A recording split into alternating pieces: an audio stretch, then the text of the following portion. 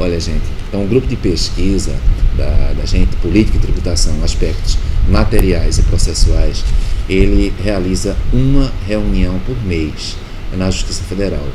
E a nossa reunião desse mês é hoje. O que é que eu pretendo fazer com vocês? Mostrar como é que esses artigos que vocês devem ver, que nós estamos publicando, como é que eles são construídos. Não é fácil, é um esforço, é um trabalho conjunto, um tentando ajudar o outro, e eu vou tentar mostrar para vocês exatamente esse caráter demiúrgico, como é que a coisa surge. Sempre observando o seguinte: acho que vocês sabem que eu sou membro do conselho editorial de várias revistas, e várias revistas qualizadas. Então pego aquelas revistas mais bem qualizadas, A1, A2, B1, B2, elas todas têm um formulário de parecer. Também, a partir desse formulário de parecer, a gente vai construindo os nossos trabalhos. Eu não sou, no grupo nós estamos sempre abertos a novas metodologias, mas nós buscamos identificar a metodologia adequada em função dos formulários das revistas qualizadas de que eu participo. Também, atualmente são 13 revistas qualizadas que eu estou participando. Então, a partir dessa experiência que eu tento construir os trabalhos. Então, vocês vão ver como é que a gente faz isso agora, na prática. Estou aqui com o Lucas, que se prontificou. Lucas é de trabalho de conclusão de curso, da graduação, a gente integra. Estou aqui com outras pessoas, com o Jorge do doutorado, com outros colegas do mestrado e da graduação, e um tenta ajudar o outro. Eu não imagino um grupo onde um derrube o outro, isso não é grupo. Também no grupo tem que prevalecer a cooperação. Então não é num dia de banca que a gente vai definir que o trabalho não presta, não é isso, ao contrário. A gente vai construindo o trabalho durante um ano para que no dia da banca a gente continue construindo algo melhor. O objetivo é esse, para conseguir mais adiante publicar em revistas qualizadas. Combinado? Lucas, diz aí o título do teu trabalho. Boa tarde. O título do meu trabalho é Marketing prazo prescricional para o redirecionamento da execução fiscal. Meu nome é Lucas Marinho Bicê de Oliveira, eu sou da Universidade Católica de Recife. Eu vou apresentar no próximo dia 3 a minha monografia, trabalho de conclusão de curso. E esse Só vou te interrompendo assim, o seguinte: a Universidade Católica de Pernambuco, porque parece que está surgindo aí a Universidade Católica de Recife. Então, no caso, é a Universidade Católica de Pernambuco. Não é verdade? Isso. E aí, então, teu título, repete? É o marco inicial para o prazo prescricional do redirecionamento da execução fiscal. Certo. Escolhesse esse título por quê? Esse tema por quê, Lucas? Eu trabalhei durante 2 anos no escritório de tributário e eu via muitas execuções fiscais. Aí foi um tema que me chamou bastante atenção, o redirecionamento da execução fiscal, principalmente. Que a gente lidando com as execuções fiscais, via que várias vezes elas eram redirecionadas para os sócios diretores, sócios gerentes. Então, o teu problema qual é? O problema que tu enfrentas nesse trabalho? O problema que eu enfrento é o marco inicial que dispõe a União, a Fazenda Pública, para redirecionar a execução fiscal aos sócios gerentes. Quando é que se inicia esse marco? Quando é que... Bem objetivo, portanto. Eu acho que esse é o primeiro ponto de qualquer trabalho. O problema tem que ser bem objetivo. Quando é que inicia o marco temporal? Acho que isso está bem claro. É um problema só e bem claro, bem objetivo. E aí? Diante desse problema, você utilizou algum método para tentar enfrentar esse problema? Ou, como diz a revista da Presidência da República, adotando como exemplo a revista jurídica da Presidência da República, ela, quando trata do tema tópico metodologia, fala a menção ao método de pesquisa utilizado no artigo e sua descrição, e essa metodologia descrita é bem empregada?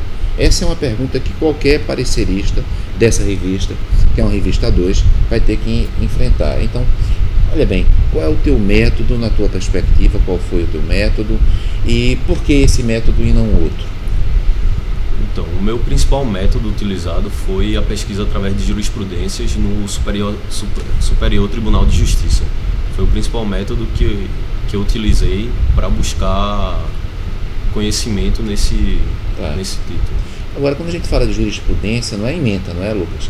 A gente inteiro trata teor. O inteiro teor do acórdão. A gente faz muito isso.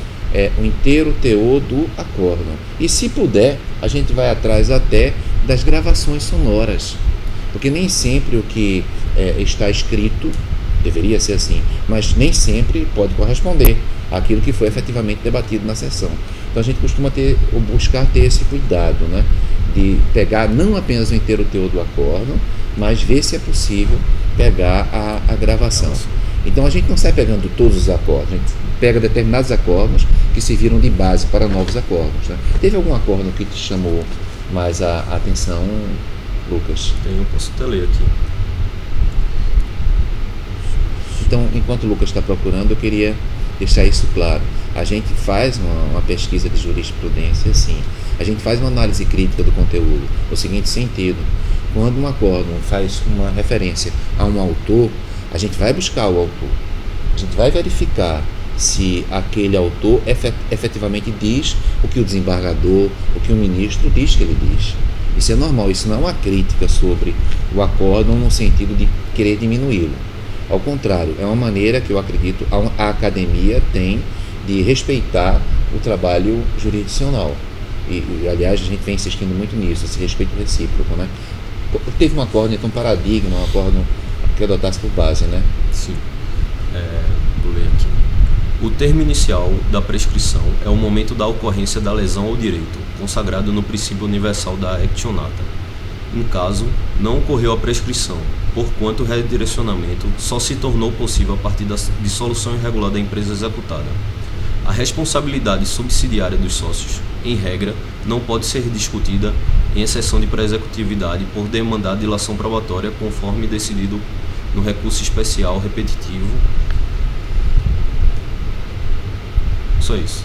Eu vou pedir aqui para participar da nossa conversa, por exemplo, Jorge André, que é juiz federal, mestre em direito, está doutorando em direito e é exatamente muito preocupado com essa questão do precedente, não é, Jorge?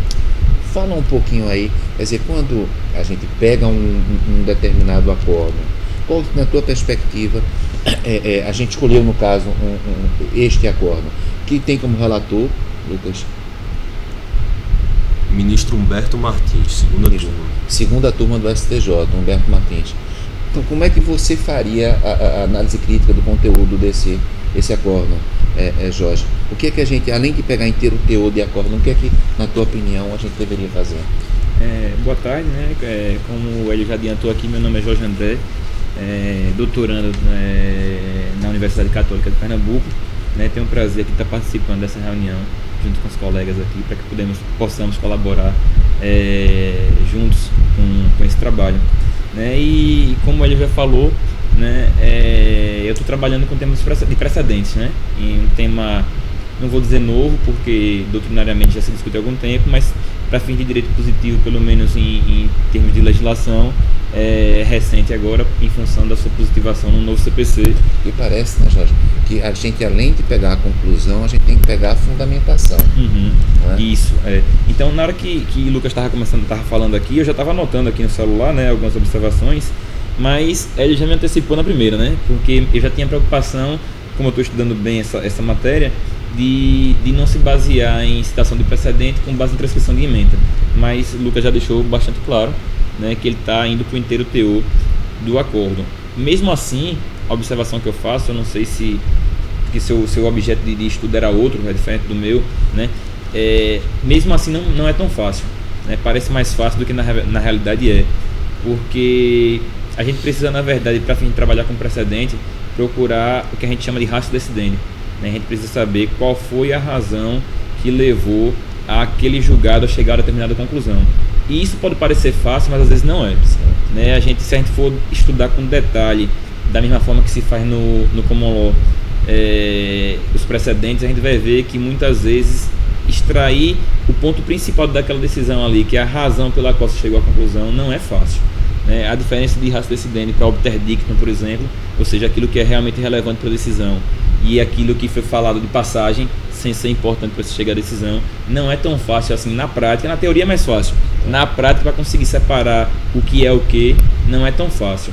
Veja se você concorda comigo. Muitas vezes, quando você não concorda com a conclusão de um acórdão, você vai procurar dizer que fez análise crítica do conteúdo, mas o que na verdade você quer é desautorizar aquela decisão. Então você vai pegar questões acessórias, questões secundárias e transformá-las, ou fazer de conta que essas questões são principais.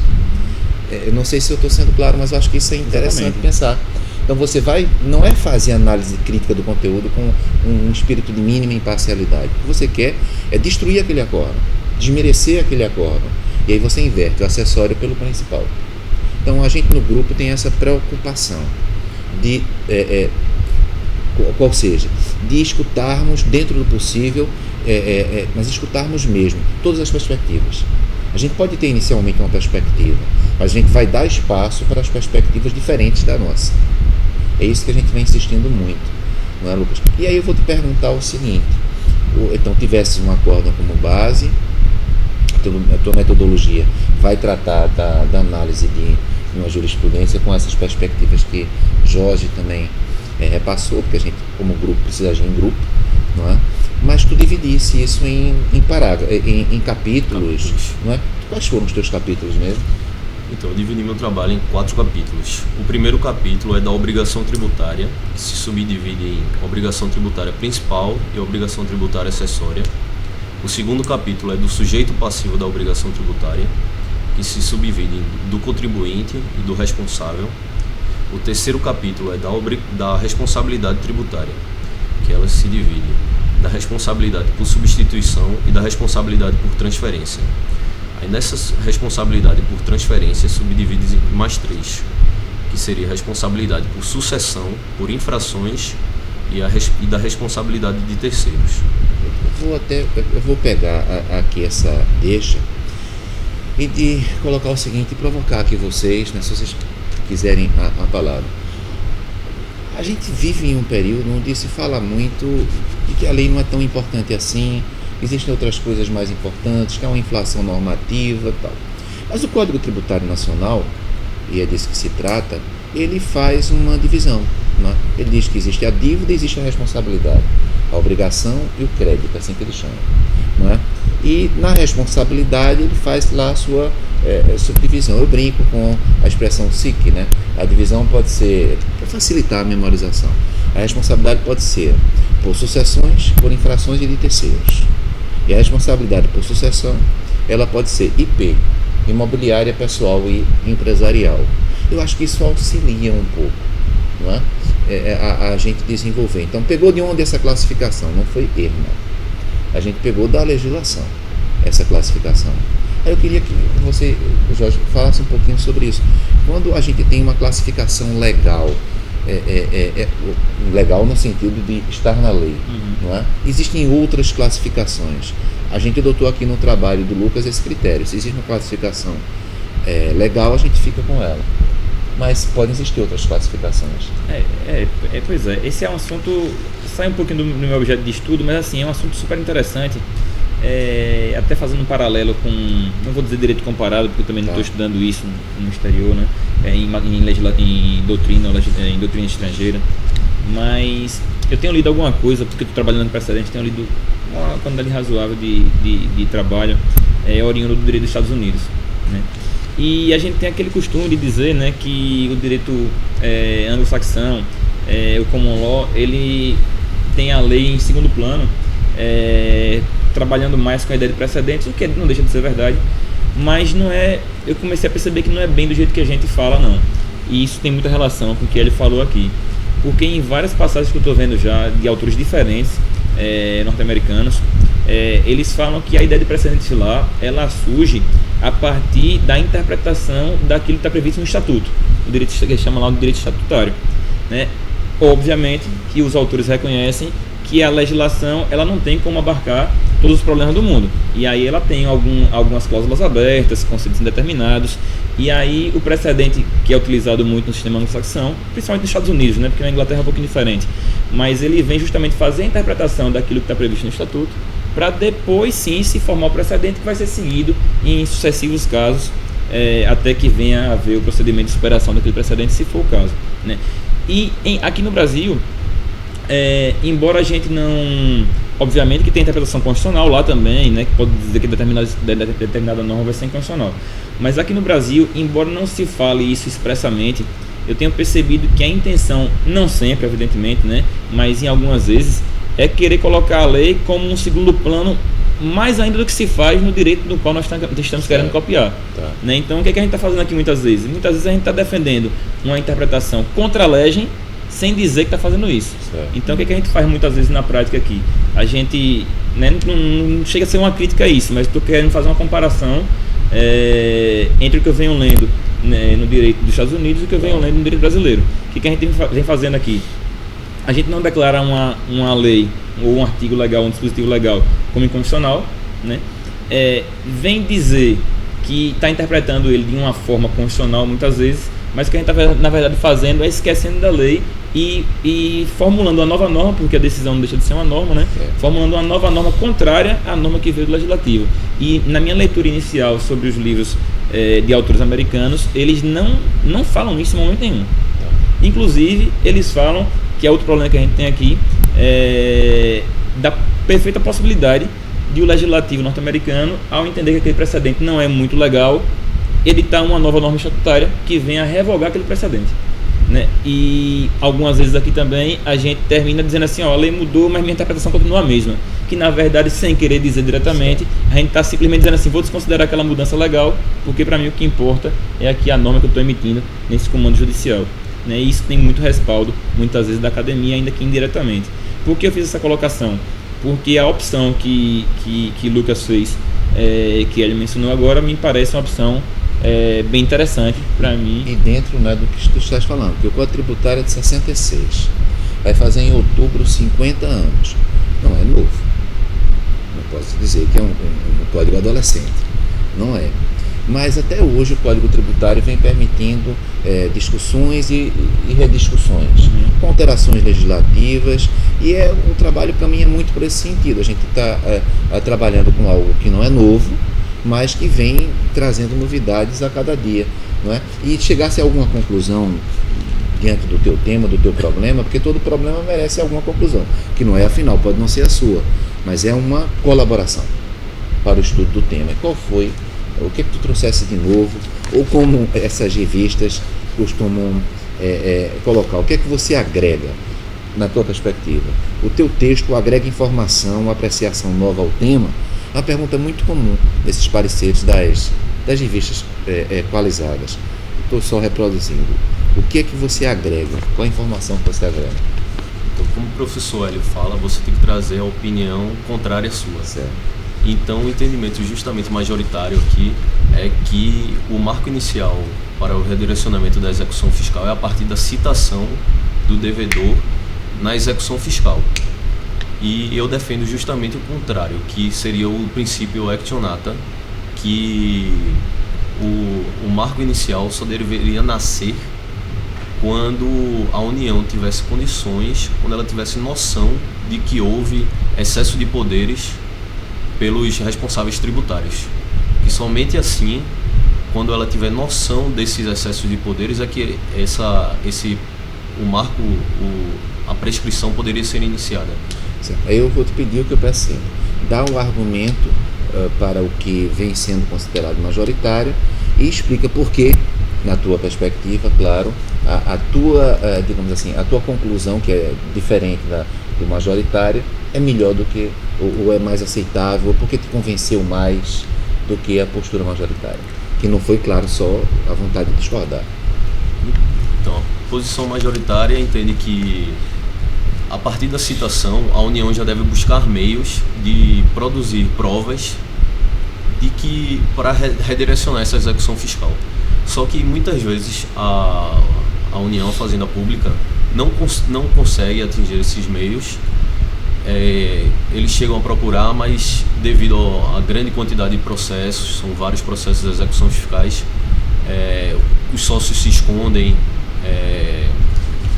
fazem artimanhas para iludir a União, e dessa maneira muitas vezes eles conseguem se valer da prescrição, porque o entendimento majoritário é que é a partir da citação. Então os sócios às vezes se escondem, fazem as artimanhas, e durante 5 anos depois dessa citação o débito está prescrito, e às vezes a União ainda não teve nem ciência que essa empresa não está mais trabalhando, está só lá de fachada.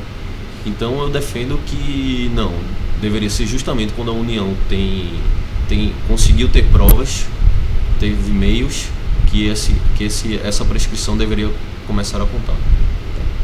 Então, gente, eu acredito que hoje... Alguém quer falar alguma coisa sobre o trabalho? Eu posso falar um pouco ainda, pode ser? Claro que sim. Como assim? Como eu venho estudando muito com precedentes, né, eu vou me permitir tocar um pouco nesse assunto. Porque Luca mencionou que, assim, foram alguns julgados que você se baseou, né? Mas você teria, ele perguntou sobre qual seria um paradigma principal, e você mencionou um julgado da segunda turma do STJ, né? Eu não esqueci agora o nome do ministro relator. Mas a minha pergunta, Lucas, é o seguinte, quer dizer, primeiro fazer uma colocação antes. Claro. Tem tempo já que eu não trabalho com execução fiscal, mais ou menos uns 4 anos, e por seguinte também, como não é meu objeto de estudo acadêmico, também não venho lendo mais muito sobre o assunto. Mas pelo que eu lembro do tempo que eu trabalhei com execução fiscal, os cargos de redirecionamento são inúmeros, né? Então, realmente o seu trabalho tem uma importância para a realidade prática nossa imensa, né? Só que a partir do momento que você tem muitos casos práticos, imagino eu, e eu estou lhe perguntando, porque eu não tenho esse dado para poder afirmar, que deve ter muito precedente a respeito do tema. Ou melhor dizendo, até deve ter muita jurisprudência, para tentar ser mais preciso no termo, a respeito do tema. E aí a pergunta é o seguinte: a segunda turma é apenas um órgão fracionário de, salvo engano, da primeira sessão, né? E aí eu pergunto, né, tem também decisões de outra turma, da primeira turma no caso, seria a primeira e segunda com a mesma competência, tem decisão da sessão, né? Não sei como é que é exatamente isso, para poder fazer essa comparação, para saber se existe contradição entre precedente, para saber quais são exatamente os lados que você está colocando aí um lado e um colocando o outro. Isso é muito importante, né, Lucas? Acho que vocês estão percebendo também. Ou seja, o STJ, Superior Tribunal de Justiça, tem 6 turmas atualmente. Ainda é assim, são 6 turmas. Então, as 2 primeiras turmas, não é, especializadas em direito público. As terceira e quarta turmas em direito privado. E a quinta e sexta em direito penal, servidores públicos às vezes. Bom, então, não é só dizer que a decisão é do Superior Tribunal de Justiça, mas essa decisão veio de onde do Superior Tribunal de Justiça? Precisar o mais possível identificar a fonte que nós possuímos, até para permitir a crítica. Tá? Conseguisse ver isso. Sim, então o entendimento da primeira turma é justamente o majoritário. Eles entendem que é a partir da citação. A segunda turma é que eu consegui em alguns julgados identificar que eles têm a posição actionata. Eu consegui também um precedente do TRF aqui, da quinta região. Então, quando a primeira turma e a segunda turma, a gente está em construção, lembrando para o pessoal, como disse no início, quando elas têm decisões divergentes, é muito comum essas turmas se reunirem em uma coisa que a gente está chamando de sessão, não é? Para que haja uma posição uniforme a respeito do tema. Então, no nosso trabalho, nesse estágio, ainda não vimos se houve decisão de sessão. Não, perfeito. Mas normalmente é uma coisa que nós precisamos estar atentos para esse aspecto. Também a questão da estrutura do tribunal, da organização do tribunal, importa para você identificar se há um precedente naquele caso, e se há precedente, o quanto qualificado é aquele precedente. Tá bem? Então, acho que isso é bem útil para a construção do trabalho. Tem mais alguma? Não, era só isso. Agora porque eu estou trabalhando com precedente e tenho visto realmente que em algumas vezes, né, a primeira turma tem uma posição, a segunda turma tem uma posição às vezes diferente, né? E só ressaltar, como ele já fez também, que o seu trabalho me parece ser um trabalho crítico em relação à posição da maioria, né? Mas isso não quer dizer que seja um trabalho que a crítica na verdade é uma crítica construtiva, né? Claro.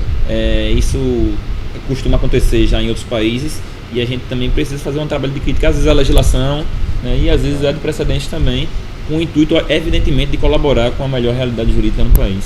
Até porque se a gente defende a aproximação da academia com o Poder Judiciário, é claro que essa aproximação ela pode ser para ratificar o que está sendo feito, mas também para não concordar. E o fato de não concordar não implica em desrespeito, ao contrário, implica em respeito de leitura, claro, né, em aproximação que eu considero necessário. Então, acho que para quem não participa do grupo, né, deu para perceber como é que a gente funciona. Quando você for ler um artigo do grupo Política e Tributação, Aspectos Materiais e Processuais, você já viu mais ou menos como é que a gente tenta construir os trabalhos, sempre buscando um ajudar o outro. A ideia é essa. Eu acho que não pode existir um grupo se não houver perspectiva de colaboração. Os trabalhos de conclusão de curso da Universidade Católica de Pernambuco vão ser apresentados na próxima sexta-feira e no dia 3 de junho. Também, então, no dia 20 de maio e no dia 3 de junho. Quem quiser aparecer, né, para ver o resultado desses trabalhos, são vários trabalhos, pode aparecer sim, pode aparecer nesses dias no bloco do Centro de Ciências Jurídicas, lá da Universidade Católica de Pernambuco, na sala 307. Lembrando, eu acho que essa lembrança é importante, que nós estamos falando da graduação, mas mesmo falando da graduação, dos trabalhos de conclusão de curso, a preocupação é sempre de integração, doutorado, mestrado, trabalhos de conclusão de curso e PIBIC. É assim que a gente tenta funcionar. Espero que vocês gostem, espero que possam também nos ajudar nesse trabalho que não é fácil. Eu queria agradecer, porque eu sei que não é comum fazer isto, mas a nossa disciplina, ela precisa. É uma disciplina muito esquecida, creio eu, tributário e financeiro, e penso uma disciplina extremamente importante. Acho que a realidade do Brasil atual vem demonstrando o quanto importante é trabalhar com temas orçamentários, estudando muito e sem paixões. Quanto mais você estuda, mais dúvidas você tem, não é? É isso, espero que vocês tenham gostado.